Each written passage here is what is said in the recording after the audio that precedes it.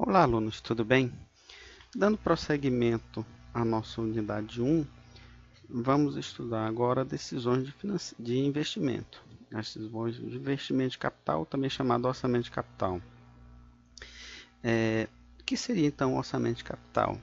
Segundo Lemes, orçamento de capital pode ser definido como a seleção dos projetos aprovados e a quantificação dos recursos a serem alocados. É análise de investimento, de maneira simplificada. Tá? A gente vai estudar aqui nessa segunda parte da unidade 1 os seguintes métodos matemáticos de orçamento de capital ou decisões de investimento, de avaliação de investimento. O payback, o valor presente líquido, o VPL, e a taxa interna de retorno. Payback é um termo em inglês para designar tempo de retorno. É o prazo segundo o qual um projeto vai retornar aquele investimento original feito. Segundo Lemes, payback é o período de tempo necessário para que as entradas líquidas de caixa recuperem o valor do investimento do projeto. Vamos pegar aqui esse exemplo. Eu tenho um projeto em que ele vai durar 3 anos e temos um investimento inicial de 1.000. No primeiro ano temos um retorno de 500, no segundo de 500 e no terceiro de 500. Quanto tempo então seria o payback? Ora, o investimento é 1.000, 500 mais 500, 1.000. No segundo ano é o tempo de payback, né? Então tenho 2 anos de payback. Então o projeto seria retornado em 2 anos. Se eu quiser saber de forma mais matemática, basta que eu divida o investimento inicial pelos fluxos. 1.000 dividido por 500. Se os fluxos forem constantes, né? Nesse caso aqui são fluxos constantes, 2 anos. Se o investimento fosse, digamos, de 800, né? 800 dividido por 500, nós teremos um payback de 1,6 anos, né? Ok, então basta eu dividir se os fluxos forem constantes. Se os fluxos não forem constantes, eu tenho que ver em que momento eu consigo recuperar esse investimento inicial zero, tá? Na data zero. O PPL é uma outra técnica para se analisar fluxos de caixa, analisar projetos de investimento, que consiste em basicamente trazer para a data zero todos os fluxos, tá? Todos os fluxos depois somados. Se o VPL for positivo, eu aceito. Se for positivo ou igual a zero, eu aceito. Se for negativo, eu rejeito o investimento. Vamos ver aqui esse exemplo. A gente tem um fluxo de, nesse caso aqui, 3 meses, né? A 10% ao mês. O fluxo de R$500 a 10% na data zero é 454. 2 anos, 2 meses, 413, e 500 daqui a 3 meses vale quanto hoje? 375,66. Se eu somar isso tudo, 1.000 menos 1.000 mais 454 mais 413 mais 375, a gente vai ter um fluxo positivo de 243,42. Se o VPL é positivo, então eu aceito o projeto. Como é que eu poderia fazer esse cálculo aqui, ó, de R$500 daqui a um mês vale quanto hoje? A gente pode fazer direto na calculadora, tá? 500 FV 10% IN igual a 1, um mês, PV. Da seguinte forma: 500 FV, primeiro eu tenho que apagar os registradores, FCLX, 500 FV, 1 N, 10 I, PV de quanto? 454,55. 454,54 foi o arredondamento. Daqui a 2 meses é a mesma coisa, 500 FV, 2N, 10I, PV. Vou apagar aqui novamente, FCLX, 500 FV, 2N, 10I, PV. 413,22, 413,22. E 500 daqui a 3 meses é a mesma coisa. Vou apagar aqui, ó. 500 FV, 3 meses, 10 I, PV. 375,66. E aí a gente encontra exatamente o nosso VPL positivo, então eu aceito por esse investimento.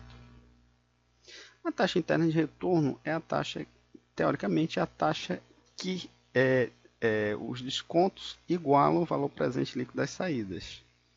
Igual o valor presente líquido das saídas igual o valor presente líquido das entradas, tá? Digamos assim, mais simplificadamente, quando o VPL é igual a zero, tá? É a taxa que faz com que o VPL é igual a zero. Para o seu cálculo, a gente pode fazer através de simulação e testando taxas internas de retorno até que se encontre o VPL igual a zero, ou de maneira mais prática com o uso da calculadora financeira, que é exatamente maneira mais fácil de se fazer, né? Se T for maior do que o custo de capital, aceita, se for menor, rejeita. Eu estou usando aqui o emulador da calculadora HP, que é obtido, que você consegue acessar a partir desse endereço aqui, que é exatamente esse daqui, ó, esse endereço aqui. E nós vamos trabalhar em cima dele. Como é que eu vou fazer?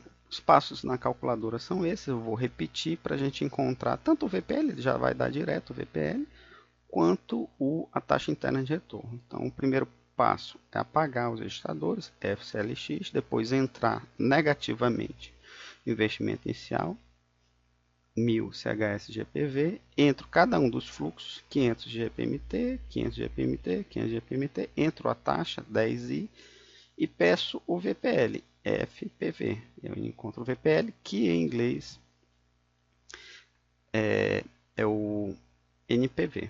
Tá? E FV vai nos dar a taxa interna de retorno, que é o IRR. A gente vai encontrar esses valores. Vamos fazer exatamente esse fluxo. Então, primeiro, apagar os registradores, FCLX, entrar o investimento inicial de 1000, 1000 CHS GPV, entro cada um dos fluxos, 500 GPMT, 500 GPMT, 500 GPMT. Entro a taxa 10 e FPV vai dar exatamente o VPL.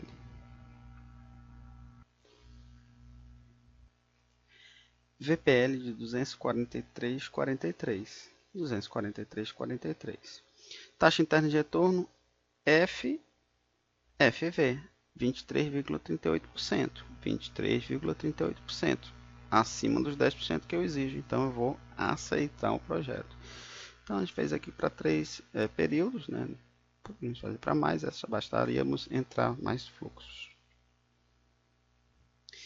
Uma coisa também que se deve analisar em orçamento de capital é exatamente a questão do risco e do retorno. A gente até o momento tivemos avaliação dos projetos como se tivessem o mesmo risco. Na prática, nós não podemos ignorar os riscos. Os projetos de investimento possuem riscos distintos. Influencia o retorno ou não do investimento. Projetos com maiores riscos têm maiores riscos de prejuízo também. E aí a gente pode avaliar o risco do próprio negócio, de não dar certo, o risco da empresa. Então, a empresa pode ter negócios que dão certo e negócios que não dão certo, mas de uma maneira geral a empresa pode estar indo bem ou mal, dependendo da composição desses projetos. Risco da economia como um todo e inclusive risco do próprio país. Um país que está passando por muita dificuldade, as empresas que estão naquele país também vão ter dificuldade.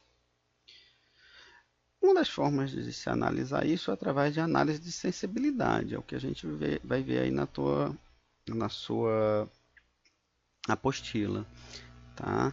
Que basicamente é estimar retornos para cenários futuros, cenários pessimistas, otimistas, mais prováveis, e encontrar, através dos métodos convencionais, os VPLs e taxas internas de retornos para cada um desses cenários. Normalmente se usa VPL. A gente tem um exemplo aí no livro de vocês, em que a gente tem 2 projetos e foram analisados 3 cenários para cada um deles. E foram calculados os valores presentes líquidos desses cenários. Então, no cenário mais provável, os 2 projetos A e B apresentam o mesmo VPL, ou seja, 10.000, ou seja, são aprovados os 2. E em cenários mais otimistas, mais favoráveis para a empresa ou para a economia, a gente tem o projeto B gerando 22.000 de VPL, o projeto A 16.000. Num projeto pessimista, o projeto B vai, num cenário pessimista, numa situação possível de dificuldade na economia ou no setor em que a empresa atua, a gente vai ter um possível VPL negativo aqui para o projeto B, de menos 1.000, um VPL positivo menor do que 10.000, mas ainda positivo para o projeto A. A gente vê claramente aqui que o projeto A ele é menos arriscado do que o projeto B. O projeto B gera grandes resultados em cenário otimista, mas gera prejuízo no cenário pessimista. O projeto A, em nenhum cenário vislumbrado, a gente vai ter prejuízo, porém os resultados também vão ser menores. Né? Quanto maior o risco, aí é uma máxima da economia, da administração financeira, quanto maior o risco, maior o retorno. E com isso, com essa última análise, a gente finaliza então a nossa unidade 1. Tomando como base o material e os exemplos vistos aqui nos vídeos e na sua apostila, resolva a atividade obrigatória 1 e posta na base de dados, né, na tarefa. Okay? Também tem o fórum que precisa ser, um fórum de discussão que precisa ser lido e ter a participação de vocês. Bons estudos e até a próxima unidade.